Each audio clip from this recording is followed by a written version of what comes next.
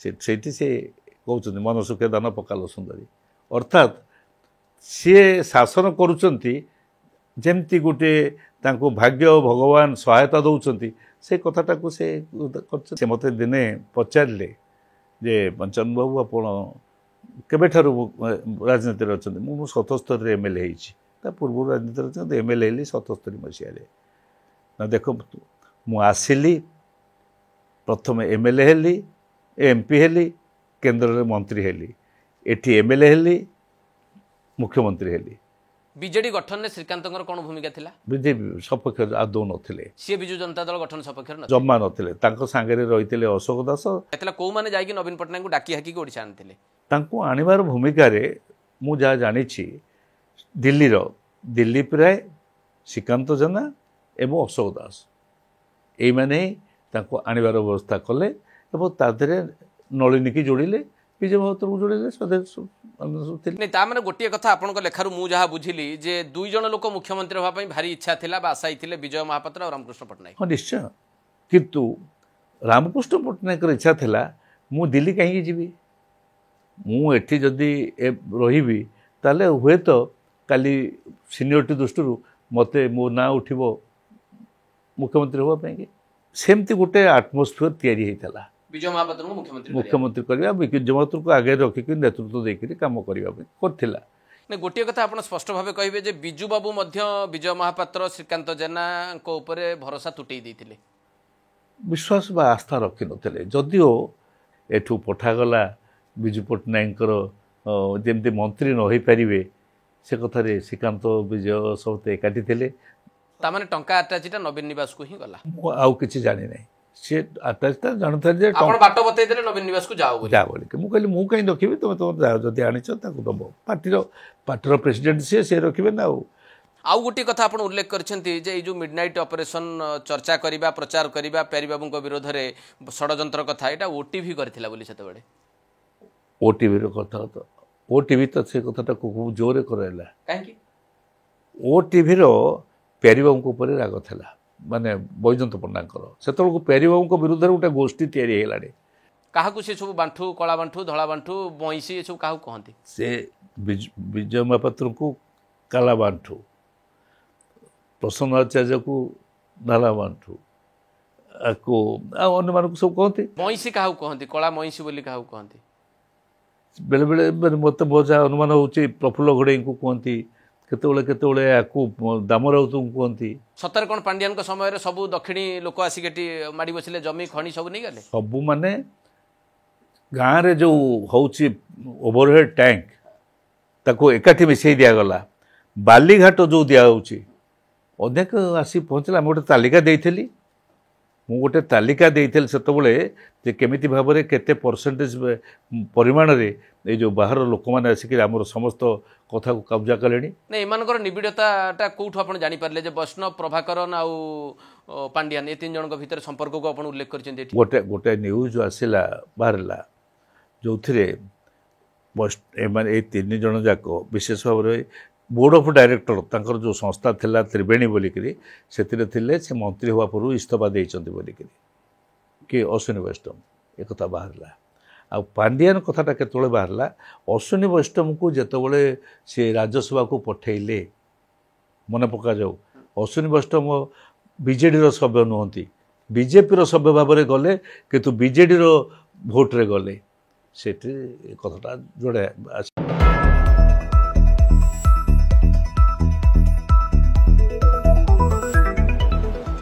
ନମସ୍କାର। ଦ ଇଣ୍ଟରଭ୍ୟୁରେ ଆଜି ଆମେ ଭେଟିବା ଓଡ଼ିଶାର ବରିଷ୍ଠ ରାଜନେତା ତଥା ପରିଚିତ ରାଜନୈତିକ ଚେହେରା ପୂର୍ବତନ ମନ୍ତ୍ରୀ ଶ୍ରୀଯୁକ୍ତ ପଞ୍ଚାନନ କାନୁନଗୋଙ୍କୁ। ଶ୍ରୀଯୁକ୍ତ କାନୁନଗୋ, ଏଇ ନିକଟରେ ଗୋଟେ ବହି ଆପଣଙ୍କର ପ୍ରକାଶିତ ହେଇଛି।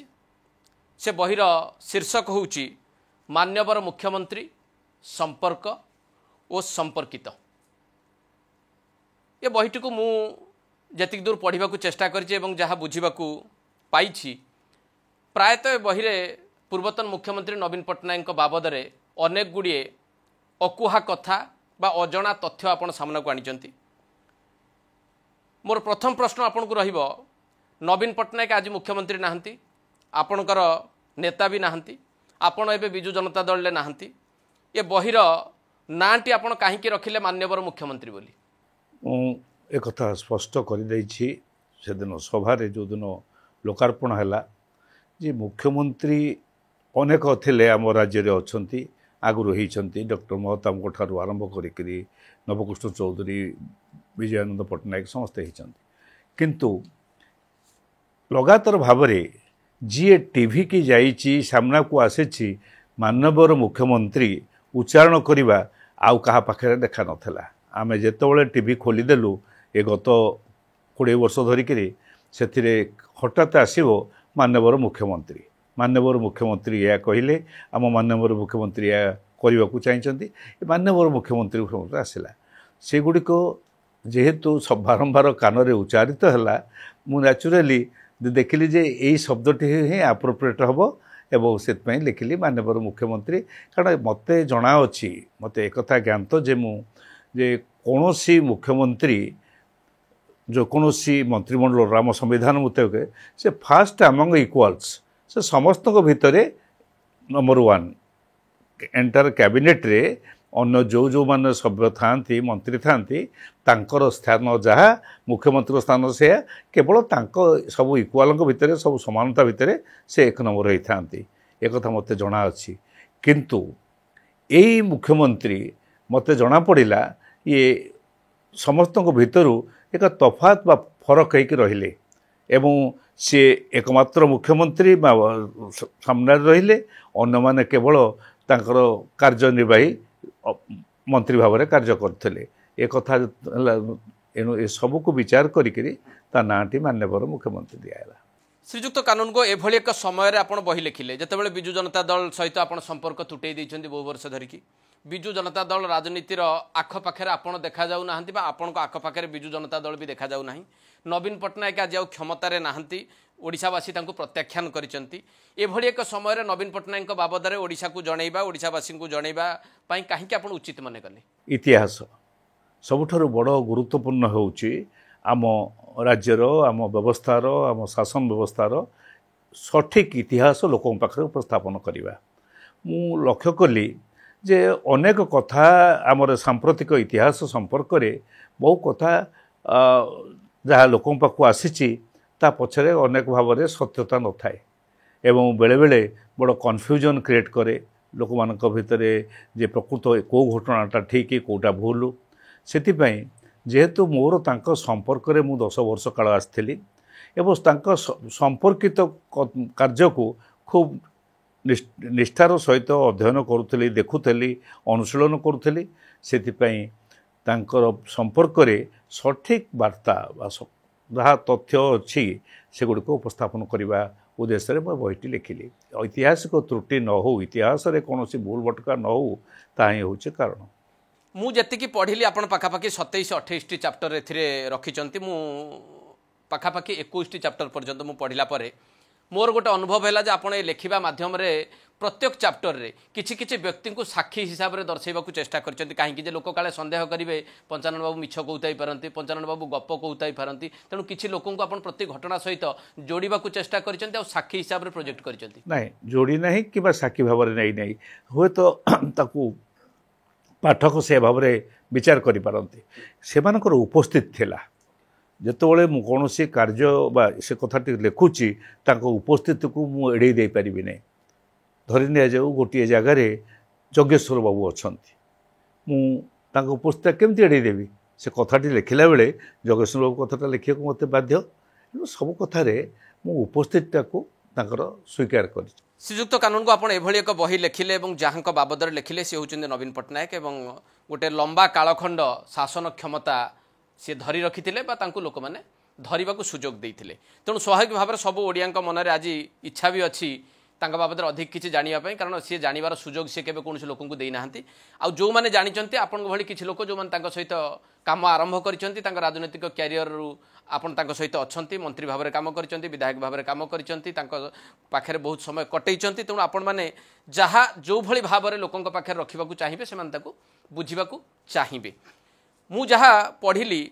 सेही क्रम जदि मुझे आपन सहित आलोचना टी रखे लोकों पाखे नवीन बाबूंकर व्यक्तित्व बाबद आप अनेक किसी कथा खोली विजु जनता दलर गठन हवा विजु जनता दलर समय क्रमे परिवर्तन हवा एक कथाटी को आपण माने रखा चेष्टा करिसेंती विजु जनता दल एवं नवीन बाबूंकर उभयंकर गोटे इतिहास आपण ए बही थोइबा चेष्टा करिसेंती मु भूल कहूँ कि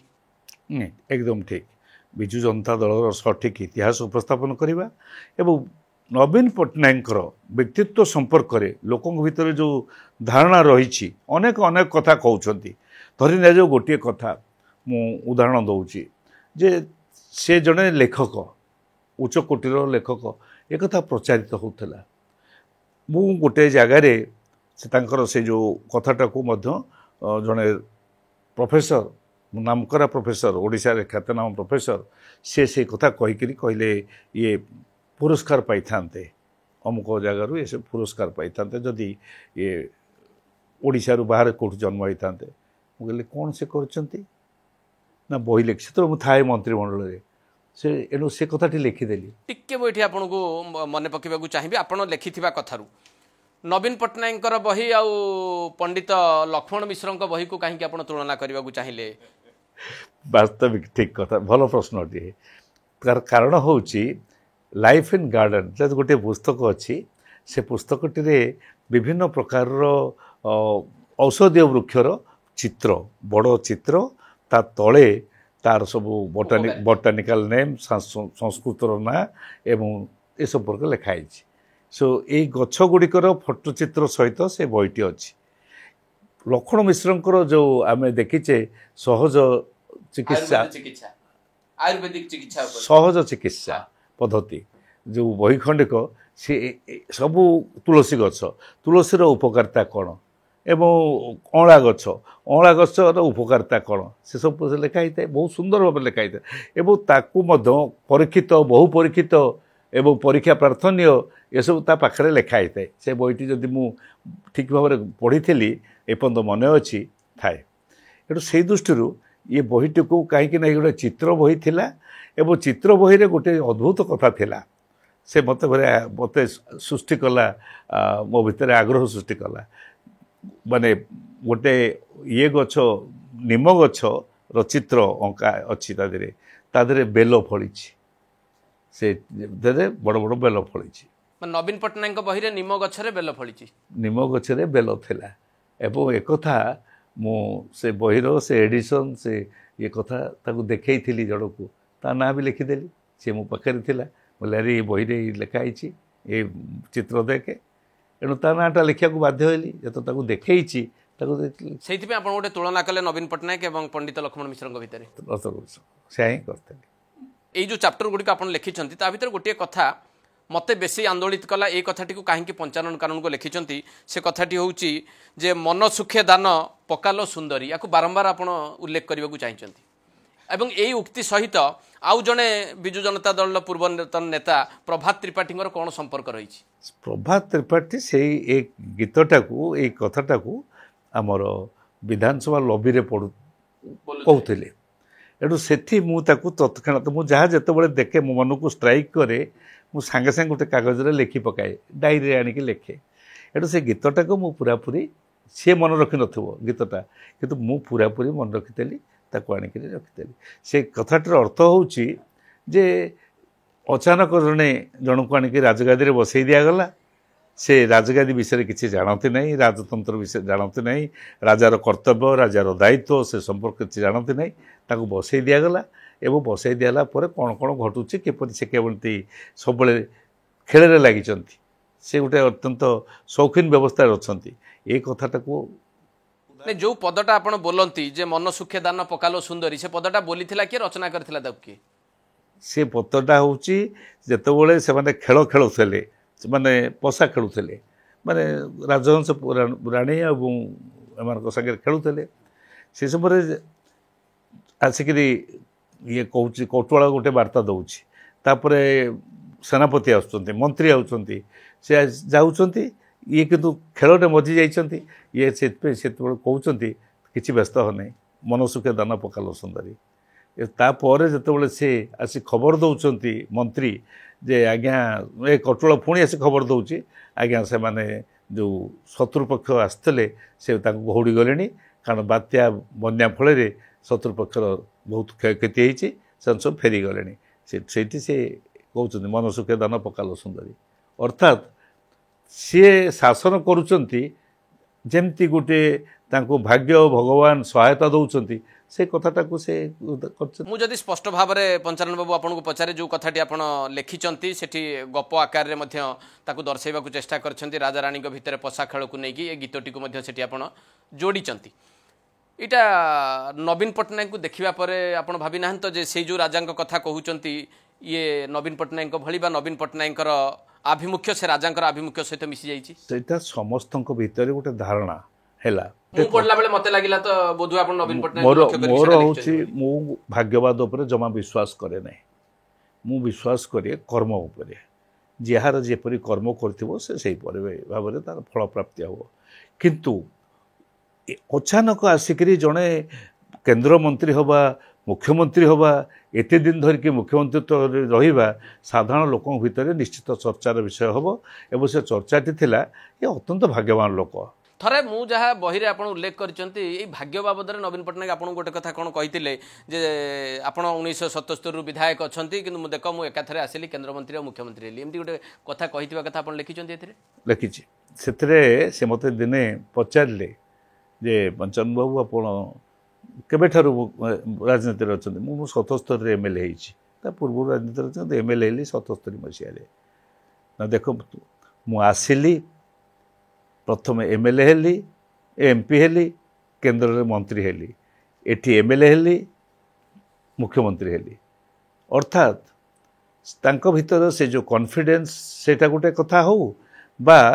ତାଙ୍କର ଭାଗ୍ୟ ଯେ ଏତେ ଉଚ୍ଚତର ସେ କଥା ସେ କହିବାକୁ ଚାହିଁଛନ୍ତି ବା ତା ଭିତରେ ଦେଇକି ପ୍ରକାଶ କରିଛନ୍ତି ସେଇଟା ମୁଁ ଲେଖିଦେଇଛି। ନବୀନ ବାବୁଙ୍କ ବ୍ୟକ୍ତିଗତ ଦିଗ ବାବଦରେ ଅନେକ କଥା ଆପଣ ରଖିଛନ୍ତି ସେ ବାବଦକୁ ଯିବା ପୂର୍ବରୁ ମୁଁ ଟିକେ ଆରମ୍ଭ କରିବି ବିଜୁ ଜନତା ଦଳକୁ ନେଇକି ଆପଣ ଅନେକ କଥା ଦେଇଛନ୍ତି ଆଉ ଯେଉଁ ତଥ୍ୟଗୁଡ଼ିକ ସାଧାରଣ ଭାବରେ ଆମ କାନକୁ ବି କେତେବେଳେ ଶୁଣାଯାଇ ନଥିଲା ଆମେ ବି ସୁଯୋଗ ପାଇନଥିଲୁ ଅନେକ କିଛି କଥା ଜାଣିବା ପାଇଁ ଯାହା ଆପଣ ଜଣାଇବାକୁ ଚେଷ୍ଟା କରିଛନ୍ତି। ବିଜୁ ଜନତା ଦଳର ଗଠନ ଯେତେବେଳେ ହେଲା ଆପଣ ଯାହା ଉଲ୍ଲେଖ କରିଛନ୍ତି ସେତେବେଳେ କ'ଣ ବିଜୟ ମହାପାତ୍ରଙ୍କୁ ଆଖି ଆଗରେ ରଖିକି ବିଜେଡି ଗଠନ ହେଇଥିଲା? ବିଜୟ ମହାପାତ୍ରଙ୍କୁ ମୁଖ୍ୟମନ୍ତ୍ରୀ କରିବା ପାଇଁ ଗୋଟେ ଦଳ ତିଆରି ହେଇଥିଲା? ବିଜୟ ମହାପାତ୍ରଙ୍କୁ ଆଖି ଆଗରେ ରଖିକି ସବୁକିଛି କାମ କରାଯାଇଥିଲା ଏବଂ ସମ୍ବିଧାନ ଲେଖାଯାଇଥିଲା? ଶୁଣନ୍ତୁ ପ୍ରଥମ କଥା ହେଲା ମୁଁ ଯେତେବେଳେ ଏଇ କାର୍ଯ୍ୟ ସହିତ ସମ୍ପୃକ୍ତ ହେଇକି ଆରମ୍ଭ କଲି ସେତେବେଳେ ମୋର ଉଦ୍ଦେଶ୍ୟ ଥିଲା ରାଜ୍ୟରେ ଗୋଟେ ଆଞ୍ଚଳିକ ଦଳ ବା ଷ୍ଟେଟ୍ ପାର୍ଟି ଗଠନ ହେବ ଯିଏ ରାଜ୍ୟର ସ୍ୱାର୍ଥ ରକ୍ଷା କରିବ ଏବଂ ସେତେବେଳେ ଆମେ ଯେତେବେଳେ ଚର୍ଚ୍ଚା କଲୁ ଯେ ଆକୁ କେମିତି ଭାବରେ କରିବା ସେତେବେଳେ ବିଜୟ ମହାପାତ୍ରଙ୍କ ନାଁ ଆମ ସାମ୍ନାକୁ ଆସିଲା କାରଣ ଜନତା ଦଳ ଥାଏ ଆମେ ଏ ପ୍ରକ୍ରିୟା ଆରମ୍ଭ କଲା ବେଳକୁ ବିଜୟ ମହାପାତ୍ର କାହିଁକି ହେଲା ନା ବିଜୟ ମହାପାତ୍ରର ଏକ ସାଂଗଠନିକ ଦକ୍ଷତା ଅଛି। ସେ ସାରା ଓଡ଼ିଶାରେ ଭିତରେ ସେତେବେଳର ଆମର ଚର୍ଚ୍ଚାର ଯେଉଁ ଦୁଇ ଜଣ ରାଜନେତା ଜଣେ ହେଲେ ଜାନକୀ ବଲ୍ଲଭ ପଟ୍ଟନାୟକ ଆଉ ଜଣେ ହେଲେ ବିଜୟ ମହାପାତ୍ର ଯାହାଙ୍କର ପ୍ରତ୍ୟେକ ଜିଲ୍ଲାରେ ପ୍ରତ୍ୟେକ ଅଞ୍ଚଳରେ କେହି ନା କେହି ପରିଚିତ ଲୋକ ଅଛନ୍ତି ଏବଂ ଲୋକେ ତାଙ୍କୁ ବିଶ୍ୱାସ କରନ୍ତି ସଂଗଠନ କରିବା ପାଇଁ ବଡ଼ ଭଲ ସଂଗଠକ ବୋଲିକି ବିଶ୍ୱାସ କରନ୍ତି ତେଣୁ ତାଙ୍କୁ ହିଁ ଆଗକୁ ନେଇକରି ସାଙ୍ଗରେ ରଖିକିରି ଏ କାର୍ଯ୍ୟ କରିପାରିବୁ। ଆପଣ ପ୍ରଥମେ ଜନତା ଦଳକୁ ଭାଙ୍ଗିବା ପାଇଁ ଜନତା ଦଳ ବି ବା ଜନତା ଦଳ ବିଜୟ ଗଠନ କରିବାର ଗୋଟେ ପ୍ରକ୍ରିୟା କଥା ସୂଚନା ଦେଇଛନ୍ତି ସେମିତି ଚାଲିଥିଲା?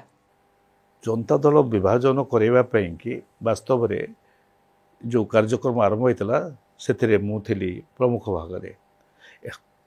ସେଥିରେ ବିଜୟ ମହାପାତ୍ରଙ୍କୁ ଆମେ ଆଗରେ ରଖିଥିଲୁ କିନ୍ତୁ ମୋର ଧାରଣା ଥିଲା ଯେ ବିଜୟ ମହାପାତ୍ର ନିଶ୍ଚିତ ଭାବରେ ଗୋଟେ ରାଜ୍ୟ ଦଳ ଗଠନ କରିବେ ଏବଂ ଯେଉଁ ରାଜ୍ୟ ଦଳରେ ରାଜ୍ୟର ସ୍ୱାର୍ଥ ଆମ ରାଜ୍ୟର ସ୍ୱାର୍ଥ ଏବଂ ଫେଡେରାଲ କନସେପ୍ଟ ବା ସଂଘୀୟ ବ୍ୟବସ୍ଥାର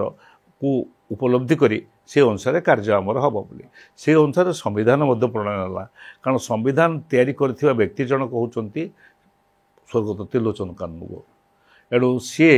ବିଶ୍ୱାସ କରୁଥିଲେ ଯେ ଆମର ସମ୍ବିଧାନର ସଂଘୀୟ ବ୍ୟବସ୍ଥା ଉପରେ ଏଣୁ ସେଇ ଅନୁସାରେ ସମ୍ବିଧାନ ତିଆରି ହେଲା। ସମ୍ବିଧାନ ତିଆରି ହେଲା ବେଳେ ପ୍ରେସିଡେଣ୍ଟ ଆଉ କିଏ ହେବ ଜଣା ନଥିଲା। ଆମର ପରବର୍ତ୍ତୀ କାଳରେ ନବୀନ ବାବୁ ବସିଲା ପରେ ପ୍ରେସିଡେଣ୍ଟ ନବୀନ ବାବୁ ହେଲେ ବା ଆମର ସନ୍ଦେହ ଉପୁଛି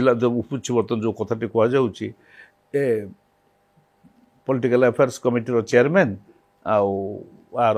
सभापति दल निष्पत्ति किए नेला जे नवीन बाबू सभापति रहिबे आ पीएससी अध्यक्ष विजय महापात्र रहिबे सेक्रेटरी जनरल प्रसन्न आचार्य रहिबे आसु से टिके आमे संविधान तैयारी बेले ये सब कथा नथिला एणु संविधान रे जी सभापति हबो सी रहिबो ये कोन पॉलिटिकल अफेयर्स कमिटी चेयरमैन देव ताकू शक्ति दि जाऊला एवं से शक्ति फल आम संगठनटा को तैयारी करूँ यह थिला उद्देश्य किंतु जेतेबेले नवीन बाबू को अणागला और नवीन बाबू सहित गोटे गोष्ठी को दल अणागला एकाठी करागला से परिवर्तन हो गला सब व्यवस्था कौन परिवर्तन है ना नवीन बाबू प्रेसिडेंट रु कम रे हेबनी तांकर गोष्ठी मध्य से इच्छा करुले से मैंने गोटे समय चाहिए किसी लोक जे भारतीय जनता पार्टी रे मिसी जावाई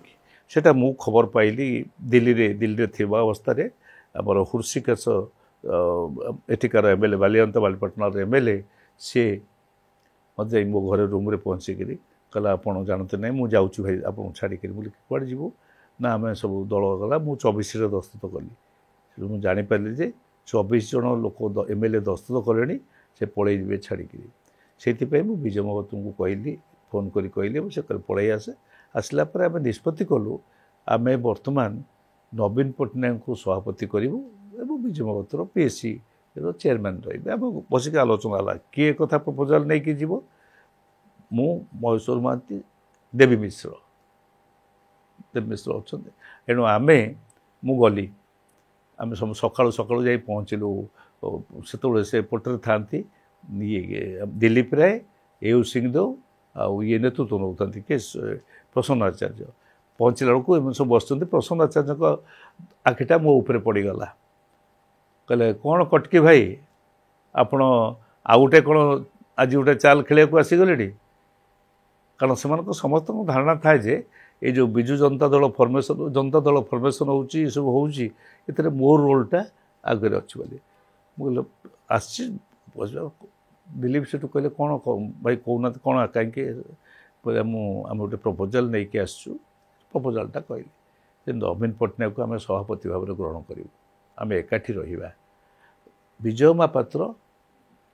पीएससी चेयरमैन है ना एथरक से राजी के दिलीप को चल तुम पचारि पार आम कथबार्ता महेश्वर भी कहला विजय महापात्र निजे चाहूले सभापति हाँपाई नहीं आगुरी आम आम समस्त इच्छा थिला विजय महतो को इच्छा था कारण से तो आउ कहीं नथिले विजय महतो को लीडर करके ये आउ गोटे जिन आप उल्लेख कर साधारण भाव में श्रीकांत जेना भूमिका बाबद में बहुत किसी लोक कहती नीरव रहती से विजु बाबू दूरे जाते आपड़ भी उल्लेख कर बहुत समय माने विजु बाबू शेष समय विजय और श्रीकांत जेना उभय को से श्रद्धा कम कर आप उल्लेख कर कथा अच्छा श्रीकांत जेना भूमिका कौन थिला से श्रीकांत अशोक और नलिनी महांती भूमिका बाबद आप लिखिं मु नलिनी महांती अशोक दास कथा पर कहि श्रीकांत जेना बारंबार कहते जे भारतीय जनता पार्टी सहित कौन समझौता ना एक कम्युनाल पार्टी तुम सांगे करुच कारण जो दिन से नलिनी महांती दिल्ली रे कहला जे ए कथा करने को से जाऊँच से मत टेलीफोन कले मु 14 थाए राति 12:30 गोटाए बेलू मुझे लिखी नहीं से टेलीफोन रो पूरा कॉलटा कहले जे तू कहीं व्यवस्था करुचु तू पिला बेले आरएसएस विरुद्ध रे लड़ाई करूँ बीजेपी विरुद्ध रे लड़ाई करूँ क्राइस्ट कॉलेज माने कॉलेज छात्र मानक नहीं तो से सागर जोग दौचु मुझे धैर्य धरतु बुझे जे मु वर्तमान जो अटल बिहारी वाजपेयी हावा आसूची ताकू रोकीदेवाई हेले एकमात्र बाट हूँ यहाँ ना सांगे किसी लोक मिसीजे सी ही क्षमता ने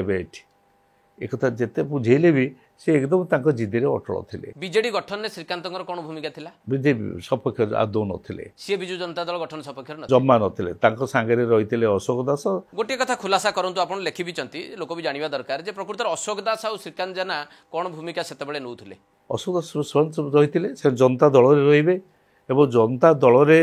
रहीकि से रहिबे नेशनल पार्टी जातीय पार्टी संगे रहिबे गोटे बड़ प्रश्न आज पर्यंत समस्त मन में अच्छी जे नवीन पट्टनायक को राजनीति को आनिबारे कौ मानकर प्रमुख भूमिका थिला कौ माने जाई नवीन पट्टनायक को डाकी हाकी ओडिशा आनथिले मु जो दिन देखी 14AB ପାଣ୍ଡରା ରୋଡ଼ ଶ୍ରୀକାନ୍ତ ଜେନା ମନ୍ତ୍ରୀଙ୍କର ଘର ଦିଲ୍ଲୀରେ ମୁଁ ସେଠିକି ଯାଇଥାଏ। ସେତେବେଳେ ମୋର ଗୋଟେ ସୁପ୍ରିମକୋର୍ଟରେ କେସ୍ ଥାଏ ପାରାଦୀପ ୟୁନିୟନର। ସେଠି ଯାଇଥିଲି ମନ୍ତ୍ରୀଙ୍କ ଶ୍ରୀକାନ୍ତଙ୍କ ଘରକୁ। ସେ ସେଇଠି କଥାବାର୍ତ୍ତା କଲେ ଟିକେ ବସିଯା। ମୁଁ ସେଇଠି ଦେଖିଲି ଯେ ଗଲେ ପ୍ରେମ ପଟ୍ଟନାୟକ ଗଲେ ଏବଂ ଦେଖିଲି ଅଶୋକ ଦାସ ବୋଧ ଭିତର ଘରେ ଅଛନ୍ତି।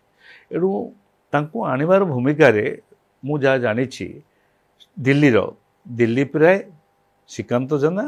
ଏବଂ ଅଶୋକ ଦାସ ଏଇମାନେ ତାଙ୍କୁ ଆଣିବାର ବ୍ୟବସ୍ଥା କଲେ ଏବଂ ତା ଦେହରେ ନଳିନୀକି ଯୋଡ଼ିଲେ, ବିଜୟ ମହାପାତ୍ରକୁ ଯୋଡ଼ିଲେ। ତ ଆପଣ ସ୍ପଷ୍ଟ ଭାବରେ କହିବେ ଯେ ଅଶୋକ ଦାସ, ଶ୍ରୀକାନ୍ତ ଜେନା, ନଳିନୀ ମହାନ୍ତି, ବିଜୟ ମହାପାତ୍ର এইମାନେ ମିଶିକିନି ହିଁ ନବୀନ ପଟ୍ଟନାୟକଙ୍କୁ ଆଣିଛନ୍ତି ଓଡ଼ିଶା ରାଜନୀତିକୁ। ବିଜୟ ମହାପାତ୍ର ଆଣିବାର ପ୍ରଥମ ଷ୍ଟେଜରେ ନଥିଲେ। ବିଜୟ ମହାପାତ୍ର ପ୍ରଥମରୁ ନବୀନକୁ ଭଲ ପାଉନଥିଲେ। ନାଇଁ, ଭଲ ପାଉନଥିଲେ ନୁହେଁ, ସେ ନଥିଲେ। ତାଙ୍କ ମାନେ ଏଇ ପ୍ରକ୍ରିୟା ଭିତରେ ସିଏ ନିଜେ ହିଁ ଦଳର ସଭାପତି ଏବଂ ମୁଖ୍ୟମନ୍ତ୍ରୀ ହେବାକୁ ଚାହୁଁଥିଲେ। ସେମିତି ଗୋଟେ ଆଟମୋସ୍ଫିୟର ତିଆରି ହେଇଥିଲା ବିଜୟ ମହାପାତ୍ରଙ୍କୁ ମୁଖ୍ୟମନ୍ତ୍ରୀ କରିବା, ବିଜୟ ମହାପାତ୍ରଙ୍କୁ ଆଗରେ ରଖିକି ନେତୃତ୍ୱ ଦେଇକରି କାମ କରିବା ପାଇଁ କରିଥିଲା। ଆଉ ଗୋଟିଏ କଥା ଆପଣ ଉଲ୍ଲେଖ କରିଛନ୍ତି, ସେତେବେଳେ ଦୁଇ ଜଣ ନେତା ଚାହୁଁଥିଲେ ଦଳର ନେତୃତ୍ୱ ନେବା ପାଇଁ, ମୁଖ୍ୟମନ୍ତ୍ରୀ ହେବା ପାଇଁ, ଜଣେ ବିଜୟ ମହାପାତ୍ର ଆଉ ଜଣେ ରାମକୃଷ୍ଣ ପଟ୍ଟନାୟକ। ରାମକୃଷ୍ଣ ପଟ୍ଟନାୟକ ସବୁବେଳେ ଚାହୁଁଥିଲେ। ରାମକୃଷ୍ଣ ପଟ୍ଟନାୟକକୁ ଯେତେବେଳେ ଆମେ ସବୁ ରିକ୍ୱେଷ୍ଟ କରାଯାଇଥିଲା ଯେ ତମେ ପାର୍ଲାମେଣ୍ଟକୁ ଛିଡ଼ା ହୁଅ, ସେ ମନା କଲେ। ଦୁଇ ଜଣ ଲୋକ ମନା କଲେ ଭିନ୍ନ ଭିନ୍ନ କାରଣ ଦୃଷ୍ଟିରୁ। ସୁଜ୍ଞାନ ଦେବୀ ମନା କଲେ। ତା ପୂର୍ବରୁ ସେ ଛିଡ଼ା ହେଇଥିଲେ ପାର୍ଲାମେଣ୍ଟକୁ। ସେଠି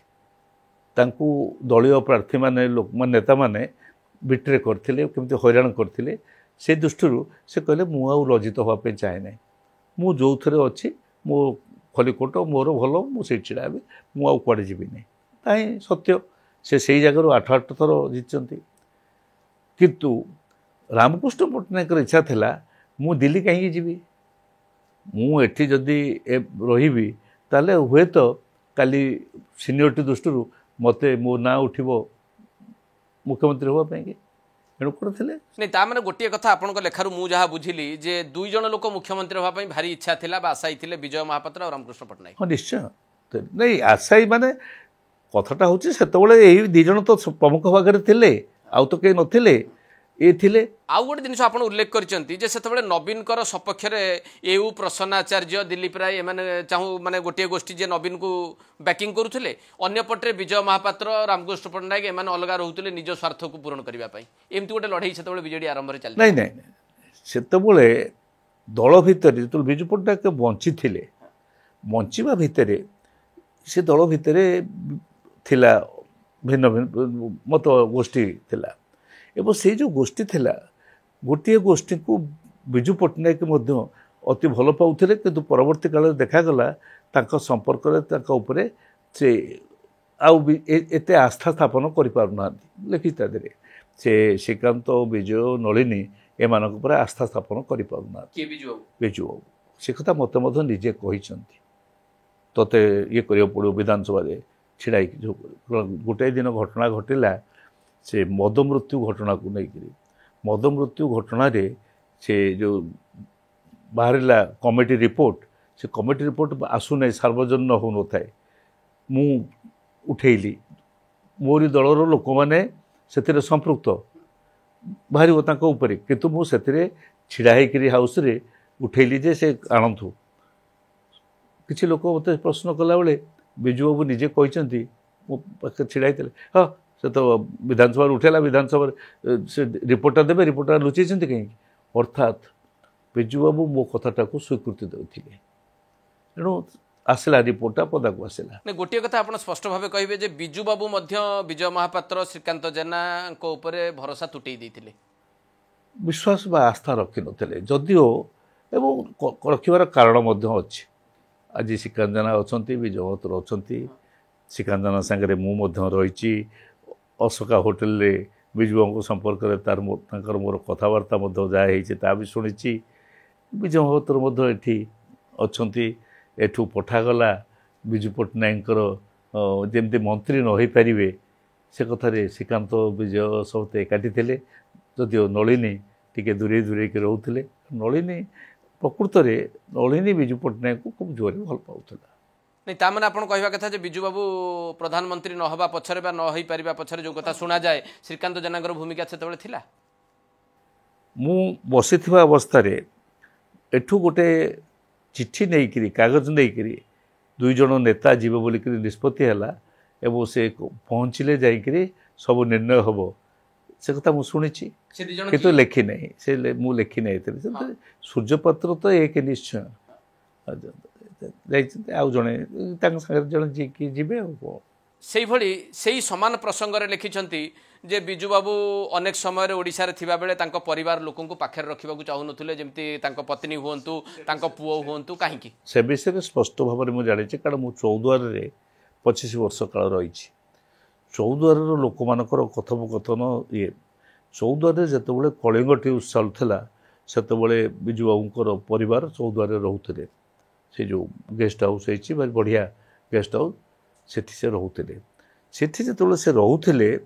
ସେଇ ସମୟରେ ଗୋଟାଏ ସମୟରେ ପ୍ରେମ ପଟ୍ଟନାୟକଙ୍କର ଏକ ଶବ୍ଦ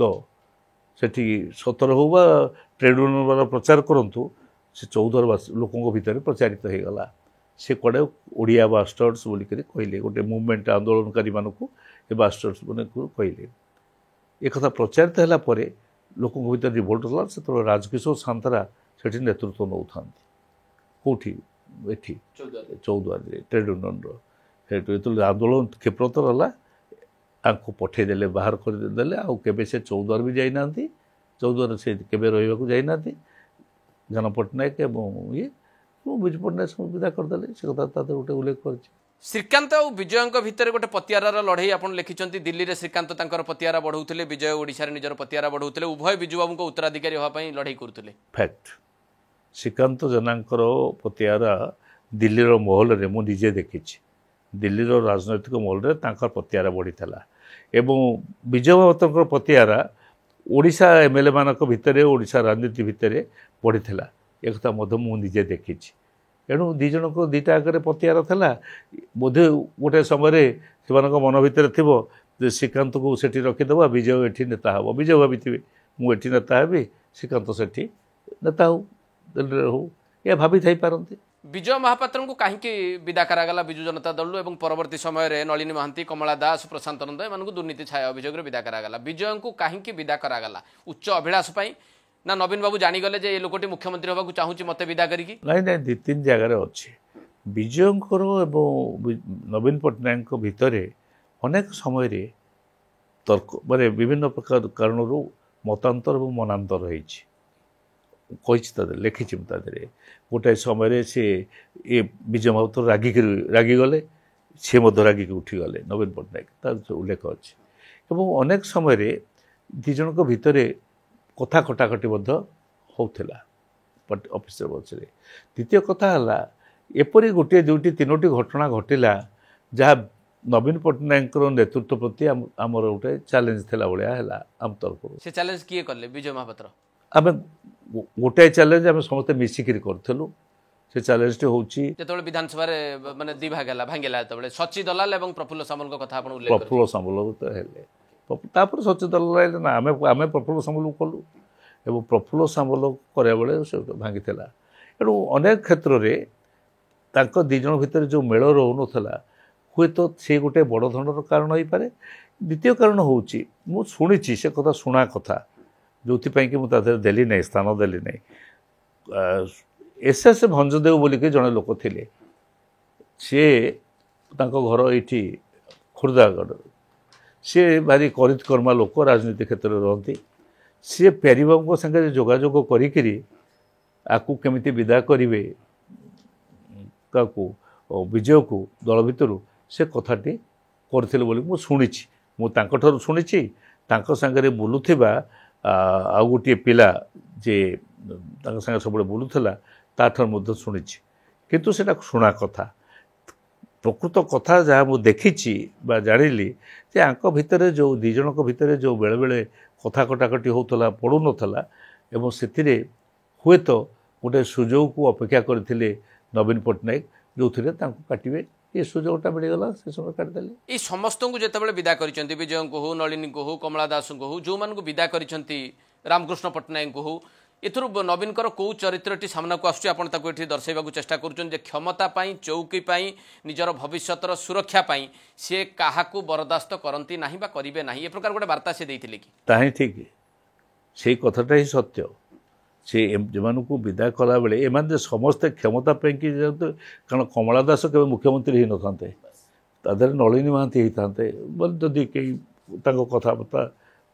ନେଇକି ଖବର ଦେଇଥିବ, ବିଜୟ ମହାପାତ୍ର ନେତା ହେଇଥାନ୍ତେ,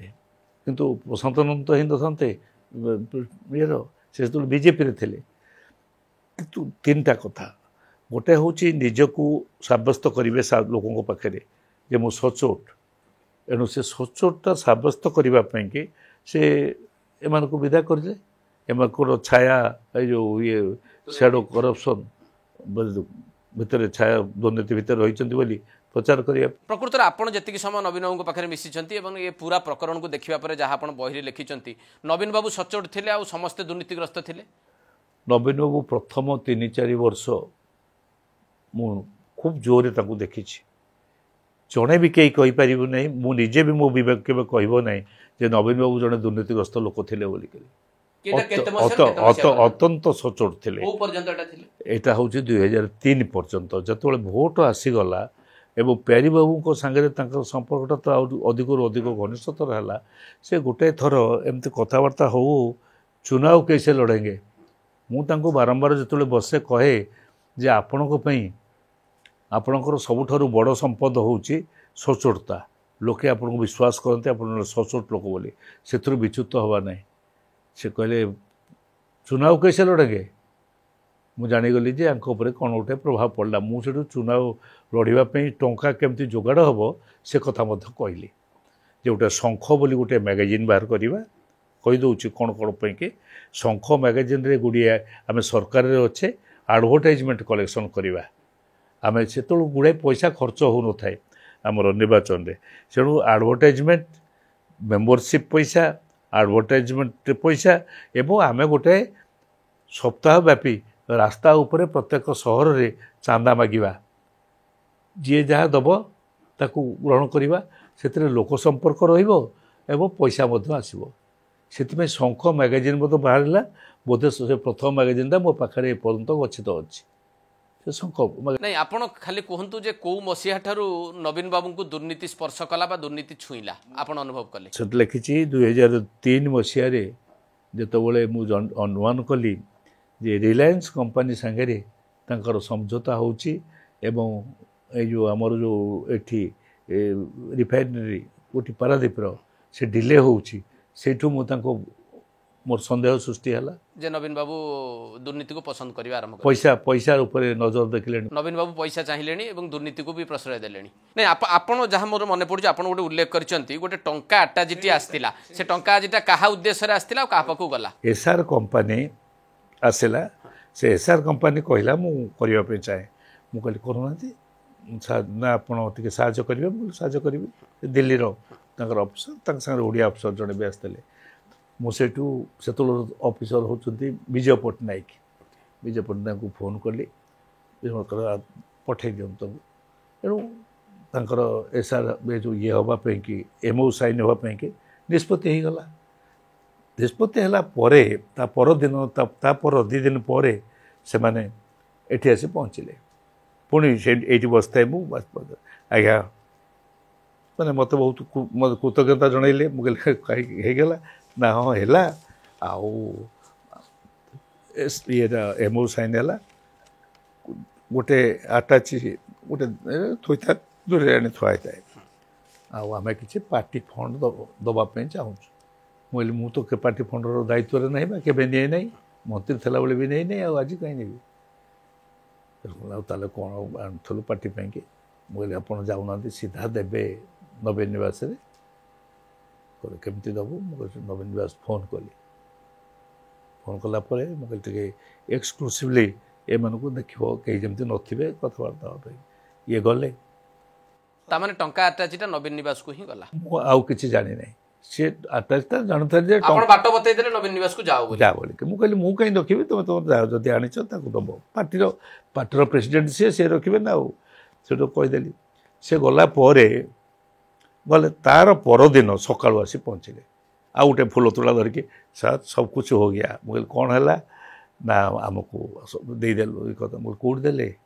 ମୋର ବଡ଼ ଉତ୍କଣ୍ଠା ଥାଏ ସେ ନବୀନ ନିବାସରେ ନବୀନ ବାବୁଙ୍କୁ ଦେଲେ ନା ନାହିଁ ବୋଲି। से कहले नहीं आम को पठेदेले क्या नाम था उनका बुढ़ा ये कहले से लोक पचारा प्यारीबाबू घर शहीद नगर बोले अच्छा बोले दे दिया ना हाँ केते टंका कौन थिला मु जानि किंतु टंका जाइथिबा कथा आपण जानि टंका जीवा मु ताको कन्फर्म कली प्यारीबाबू मुहरे प्यारीबाबू बंचता जो पार्टी गढ़िले दलू जाइकरी दिने गोटे जगह कथबार्ता बोले आप गोटे कथा पचारि आपण कहीं पैसा रखुले को पैसा मुझे पार्टी पैसा सब रखुले कहीं सन्देह है आपण ना से पूरा मो ना पार्लियामेंट कहले मु 200-250 कोटी टंका कलेक्शन कर देछि बोली कि कौन कहबी मुझे आप एसआर कंपनी टंका रखिले ना आपण तो कहले आपण पेरी किए कई टंका पठे बोले हाँ मुझे कहली प्यारी बाबू बाबद आप अनेक किसी कथा उल्लेख करिसेंती प्रकृत में जो मिडनाइट ऑपरेशन बाबद कहगला सेटा सतरे मिडनाइट ऑपरेशन थिला प्यारी बाबू प्यारी बाबू चाहूले क्षमता हड़प करने जमा नुहे मिडनाइट ऑपरेशन आदौ नुहे मु जमा बुझीपारि ना ये आमर सांबादिक बंधु मैंने मो पाखे बसते से जड़े बंधु सांबादिक बंधु जी परवर्ती अवस्था कहले जे मिडनाइट ऑपरेशन बोली से बसी मुझे खबर देली जे 11:05 खंड हम जे प्यारीबाबू घरे किसी लोक जाऊँ कहीं जाऊँ कौन जाऊँ बुझाबुझी करूँ से एठू उठिक बुझी प्रथम विश्वास करूँ तो बुझिक मत गल यही प्रकरण में प्यारी बाबू प्रकृत में चाहून क्षमता को हड़प करने मु आदौ विश्वास करी नहीं ओडिशा रे कौन ब्यूरोक्रेट गोटे क्षमता नापी कि हवापी कि केबे चाहिए प्यारीबाबू निजर स्ट्रेंथ रखापी कि एमएलए मान को गोटे लोकर ना मुझे लिखी से एमएलए मानकर केते मो पाखे रोचे मो सागर रोचे नवीन पट्टनायक को देखापी कि निजर स्ट्रेंथ हुए तो यहाँ कर आपण आउ गोटे कथा लिखिं एभली किसी नेता विजु जनता दल थे प्यारीबाबू ऐठा बासन नौले ठाकुर भली मुंडिया मारिया सका चाहूले एमती नेता कथा आप लिखिं नहीं मुंडिया मारिया चाहूता कथा तो सूर्यपत्र कही समस्त जानते समस्त कहला सूर्यपत्र कौन सका उठिक प्यारीबाबू मुंडिया मारते डेली नहीं नहीं सी अनेक नेता एपरी भाव करुले आउ गोटे कथा आप उल्लेख कर जो मिडनाइट ऑपरेशन चर्चा करवा प्रचार करवा प्यारीबाबू विरोध में षड्यंत्र कथा यहाँ ओटीवी करथिला बोली सेते बेले ओटीवी कथा तो ओटीवी तो से कथाटा खूब जोरे कराइला काहे ओटीवी प्यारीबाबू उपर राग था माने बैजयंत पट्टनायक से प्यारीबाबू विरुद्ध गोटे गोष्ठी या से गोष्ठीटा कौन कर रास्ता घाट निर्वाचन समय प्यारीबाबू को फोटो बड़ करदे छोट करदे नवीन पट्टनायक को से बाटे नहीं गला बेले जड़े कह देखु केमती से नवीन पट्टनायक प्यारीबाबू राग आसो एक कथा आरंभ हो गला तो मिडनाइट कन्स्पिरेसी टाको जदि आमे बुझिबा ताले ओटीवी तार गोटे बड़ पार्ट थिला निश्चय माने ओटीवी ही चाहूतला प्यारीबाबू को एभली भाव में अपमानित करके विदा करबा पे निजे मना कले मो केबे ये करि परिबि नै अस्वीकार करि परिबि ओटीवी करथियो मन तो बैजयंत पट्टनायक निर्देश थिबो एथिरे थाई पारे कारण बैजयंत पट्टनायक निर्देश थिला बोली कि भाबुची कहीं ना परवर्ती अवस्था बैजयंत पट्टनायक जो हेलिकप्टर उड़ीबा कोणार्क मंदिर में जाबतीय कार्य से ऑपरेशन है 3rd फ्लोर है कारण से रागटा से सुझेले से को एणु निश्चित भाव में दी जन भितर अनेक दिन हम लड़ाईटा आरंभ हो जाता नवीन बाबू व्यक्तिगत दिग बाबद आप किसी कथा सूचित करिसेंती काले नवीन बाबू अन्य मानक टिके साटायर करने को भल पाती विद्रूप करने को भल पाती आपण जो कथा टी उल्लेख करिसेंती से काहाकू कला बांठू कहती काहाकू धला बांठू कहती काहाकू हिप्पो जलहस्ती कहती काहाकू कला मईसी कहती आउ आपण को काले हाँ हाँ सरकार बोली कहती काहाकू से सब बांठू कला बांठू धला बांठू मईसी ये सब काहाकू कहती से विजय महापात्र को काला बांठू प्रसन्न आचार्य को धाला बांठू को अन्य मान सब कहते मु जन को मईसी क्या कहती कला मईसी बोली क्या कहती बेले बेले मत मजा अनुमान होची प्रफुल्ल घड़े को कहती केतोले दाम राउत कहती आप लिखिं प्रफुल्ल घड़े को देखिले से कौन कहती आसीगले बाप बेटा राजनीति बाप बेटा ताको कहती क्या प्रफुल्ल घड़े प्रफुल्ल घड़े आपन कहीं हाँ हाँ सरकार कहते मु गोटे समय कारण नवीन बाबू को जो देखिली माने बसे हे भगवान कौन करवा ओडिया शब्द से कहती मत टे शब्द भल लगे ना मुझे दिने कहली जे आपण एगुड़ाक don't tell all this lines कहीं मत पचारे मुझे एगुड़ाक सब आम ओडिया भाषा रे गोटे बहुत खराब माने नेगेटिव येटा हुए आपण एमती कहे ना केवे तापर ठार से बंद हो जाते तापर हठात देखला बेलू मत मुझे मंत्री हेली मत गोटे आसी पचारा मीडिया जे आपणकर कौन आज दिन वार्ता हम मुझे आज दिन वार्ता हूँ नेगेटिव बा नकारात्मक भाषा ये कार्य बंद है नहीं नहीं रो दुनिया शेष सेटा बाहरला कल होकर जो बक्स न्यूज होकर नहीं नहीं रो दुनिया शेष हाँ हाँ दुनिया से जो हाँ हाँ दुनियाटा कथाटा को से बारंबार कहती आसीगले हाँ हाँ सरकार हाँ हाँ सरकार ये भाव हाँ हाँ सरकार उच्चारण दृष्टि कही दिखती से कथाटा को मुझे जाना चाहिए मो उपर कौन कहते जदि मो आगे अन्यमानक कहते मो उपर तो निश्चय कहते आउ गोटे कथा आप लिखिं से काले थर कानून को सांगिया देखिए आपको सन्देह कले गोटे गोटे गारमरा होता कानून को तापर से आपको सन्देह कले से फाइल देखले जना पड़ो से फाइल जो मोर नोट अच्छी देखले जना पड़ो से तो सरकारी घर फाइल थुआई से कौन है ना मत ये जो पैनेल तैयारी करने कि दि जाइला वकिल पैनेल रे अशोक महांती ये थे अशोक महांती थे एडवोकेट ये तलकू थिला तो जड़े कानून को टाइटल थिला से फाइल फेरवा कथा मो पाखे नुहे पद्धति अनुसार जो फाइलटा ओके हो से सियाड़े चीफ सेक्रेटरी पाक पलाए देखला से फाइलटा मो पाक फेरला बोले कौन है फेरला बेलू देखाई ए पाखे मार्क दिखाई except A all are accepted एटा को देखला से कानून को नाटा को कहली से भाविली कि मोर गोटे क्या रिलेसन को आज भर्ती कर देछि मुझे गोटे बहीपत्र जोगाड़ गोटे चिट्ठी ए जो ये नोटे लिखिली एगेन से फाइल रिसबमिट कली मो डाकी कहले पंचनंदन बाबू स्मॉल इज ऑलवेज ब्यूटीफुल सब माने सुंदर भाव से कहले माने भल तांको व्यक्तित्वर आउ दुई तीन दिग आप लिखिं गोटे दिगरे मोर जहाँ मन पड़ू मुझे पढ़ी जे सी एयू सिंहदेव परिवार सहित भारी घनिष्ठ थे सबुदिन सन्धार से घर को जाती तापर आप लिखिं जे सेठी पत्नी बोधे मिसबिहेव कले बोली से बैजयंत बाबू घर को सबुदिन सन्ध्या बेले गले हाँ से एयू सिंहदेव परिवार सहित जड़ित कहीं डून स्कूल रे पढ़ुले ये भी पढ़ुले तापर जदिव से बोधे गोटे ऊपर बैचर एयू सिंहदेव टी ऊपर बैचर प्रेम पट्टनायक सांगर किंतु सांगे संपर्क थिला से दृष्टि से घर को जीवासा करते जिते बड़े पार्लियामेंट टिकेट दिगला सेकेंड टाइम से आपको संगीता सिंहदेव को दिगला टिकेट तांकर घर इच्छा थाए जे तांको टिकेट न दि जाऊ संगीता सिंह एयू सिंहदेव को परिवार भीतर पड़े नहीं से बड़ उत्क्षिप्त होकर आमर जो एयू सिंहदेव स्त्री कथा कटाकटी है नवीन सहित एयू सिंहदेव स्त्री कथा कटाकटी ये नवीन बाबू टे साइलेंट नेचर से कहते से उत्तेजित होती कौन जाऊ से जाऊे ना बैजयंत पंडा घर गले बैजयंत पंडा सहित नवीन पट्टनायक व्यक्तिगत संपर्क से बढ़ला से सबुदिन कौन जाने घर को एटी रहिला बेले किए तांकर अच्छी एटी रहिला बेले गले जीवे एयू सिंहदेव घर को जीवे बा सेटिकी जीवे जो गोटे बसिक आलोचना करने संध्या समय ही से जाती प्राय हाँ आउ दिन बेला तो कम थाए कौट कौन बस माने ऑफिस घरे थे संध्या बेले जाते नवीन बाबू काले जे कहे जे आपनकर आगे कहीं ना पछर कहीं ना कथा से ग्रहण करते भल भाव से मु प्रचार करी जे जड़े स्वच्छ निर्मल भावमूर्तिर व्यक्ति आमर आसचंती नेतृत्व नौचंती जार पिलापिली नहीं स्त्री नहीं एवं परिवार नहीं आगे कोई नहीं पीछे कोई नहीं सेमतिया लोक से पसंद करुले मु तो कहूली कहूली लोके ताली मारुले जो ताली मार्टा देखिले से तो सब से आउ तो अन्न कथि बुझु नथिले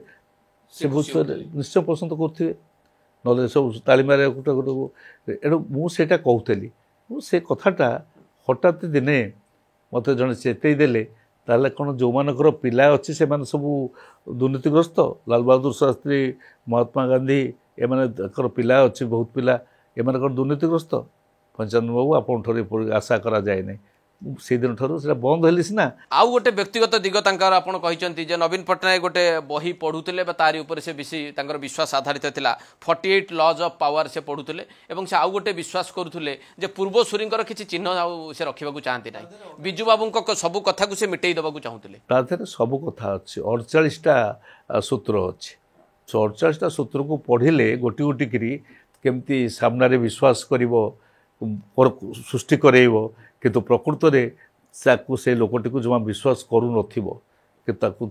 ये करेइबो जे मु विश्वास करे से प्रत्यय सृष्टि करिवो ये सब सूत्र अछि से गुड़िक सबू से निज जीवन रे कार्यकारी करथिले पांड्यान बाबद आपन किसी चैप्टर लिखिंट पांड्यान केमती शक्तिशाली हेले एवं पूरा क्षमता को निज अख्तियार को नेले नवीन बाबू को केमती से नियंत्रित कले ता भीतर दुईटा गुरुत्वपूर्ण दिग आपन लिखिंट पांड्यान समय रे पांड्यान जतबे शक्तिशाली हेले सेतबे ओडिसा रु खणी पानी जमी व्यापक भाव में हरिलुट हैला एवं दक्षिणर विशेष करके साउथ कॉन्ट्रैक्टर मानकु सब काम दे दिया गला एटा समस्त देखिंट एवं मु निजे प्रेस मीट करी कहिछि जो कांग्रेस दल थाए सतर कौन पांड्यान समय रे सब दक्षिणी लोक आसिक माड़ी बसिले जमी खणी सब नहीं गले सब माने गाँव रे जो होउची ओवरहेड टैंक ताको एकाठी मिसई दिया गला बालीघाट जो दिया होउची अनेक आसी पहुँचला गोटे तालिका देइथली मु गोटे तालिका देइथल सेतबेले जे केमिति भाबरे केते परसेंटेज परिमाण रे ए जो बाहर लोक माने आसिक हमर समस्त कथा को कब्जा कलेनी कॉन्ट्रैक्ट नेलेनी तो तालिकाटे दिखाला अच्छी बोधे कौटी बाहर लोक सब कम कौन पांड्यान समय दे दिया प्राय ओडिसा लोक दिया होनथला ओडिसा रे कोठी गोटे छोटिया छोटिया कॉन्ट्रैक्टर बा ताको अंडर रे कॉन्ट्रैक्ट सब निष्पत्ति पांड्यान नउथिले नवीन बाबू करथाई पारंती बा पांड्यान करथाई पारंती एगुडा को ए जो कामदाम सब गुडा सब पांड्यान कारण से निज मुंडे रे अठा लागिवो नहीं से कार्य नवीन बाबू से धुरंधर से कम करें तीन जन व्यक्ति ना आपन सेठी उल्लेख करिसेंती जणे होचंती पांड्यान जणे होचंती प्रभाकरन आउ जणे होचंती वर्तमान केंद्रमंत्री अश्विनी वैष्णव तीन जनकर घनिष्ठ संपर्क ये विषय आलोचना समस्त करछंती समस्त जानिछंती ये कहबी नहीं कहीं ये तीन जनक विषय रे गोटे समय रे अपराजिता षडंगी उठेले एवं तीन जन जाक गोटे करिसेंती एयरपोर्ट पाखे गोटे ये करथिबा कथा उठेले एवं वैष्णव अश्विनी वैष्णव तो मु व्यक्तिगत भाव जानी सी आमर थिले कलेक्टर कटकर एवं मो संगे काम कर मुझे काम कर देखी से राजनैतिक कथार इनवल्व नथिले बा व्यापार वाणिज्य नहीं एमानकर निबिड़ताटा कोठु आपण जानि पारले जे वैष्णव प्रभाकरन आउ पांड्यान ये तीन जनक भीतर संपर्क को आपण उल्लेख करछन गोटे गोटे न्यूज आसिला बाहरला जो थिरे एमाने ए तीन जन जाक विशेष भाव में बोर्ड ऑफ डायरेक्टर तांकर जो संस्था थिला त्रिवेणी बोलिकरी सेतिरे थिले से मंत्री हुआ पूर्व इस्तीफा देइचंती बोलिकरी कि अश्विनी वैष्णव एक कथा बाहरला आ पांड्यान कथाटा केतबेले बाहरला अश्विनी वैष्णव को जेतबेले से राज्यसभा को पठेइले मन पका जाऊ अश्विनी वैष्णव बीजेडी रो सभ्य नुहंती बीजेपी रो सभ्य भाव में गले किंतु बीजेडी रो भोट रे गले सेठी कथाटा जोड़े माने तीन जनकर संपर्क अछि बोली आपन बाहर पक्का खबर अछि सेटा नले केमति गले तांका पाई कि मते गोटे स्कोप अछि से माने जदि से तीन जनकर कोन संपर्क नाही बोली करी जदि कोठी तांका भितरे थाए संदेह थाए से कथा उठे पारती नवीन बाबूंकर 24 वर्षर शासन बिजू जनता दलर अभ्युत्थान एवं लंबा समय शासन क्षमता रही रेकर्ड करने को 55 कानून को किभली भाव देखती आशावासी या किभली मन रखिए दुखर सहित देखे कहीं दुखर सहित देखे मु जो स्वप्न देखी ये दल गठन कला बेले से स्वप्नटी थिला जे राज्य पे लड़ाई हम राज्यवासी एत दिन जो रही पड़ी निर्यातन अवहेला पड़ी से राज्य गोटे उत्थान पाद राज्य हम आगू को आगे राज्य हम ताही पारला नहीं जो नवीन बाबू मते प्रथम दिन साक्षात कही जे पीवा पानी नहीं ए लोकंकर ए खरा दिन ये मुंडे जाऊँच पानी आने मु भाभी जड़े नेता मु पाइलिनी जी से माने संवेदना ए लोकों कि भितर गोटे आवेग अच्छी दुखर सहित पाट को पानी नहीं कि पेट को पानी नहीं ए व्यवस्था ए समय आहरी अधिक घनिष्ठ। नवीन पट्टनायक को ओडिशावासी केमती मन रखिबे को प्रकार व्यक्ति भाव में मन रखिबे को प्रकार चरित्र भाव में लोक मन रखिबे आम संगे जमा ओडिया भाषा कथबार्ता कौन भाषा कथबार्ता करूना जड़े मुख्यमंत्री इतिहास मन रखिबो सी को मन रखिबे भाग्यवान मुख्यमंत्री हिसाब से मन रखिबो ना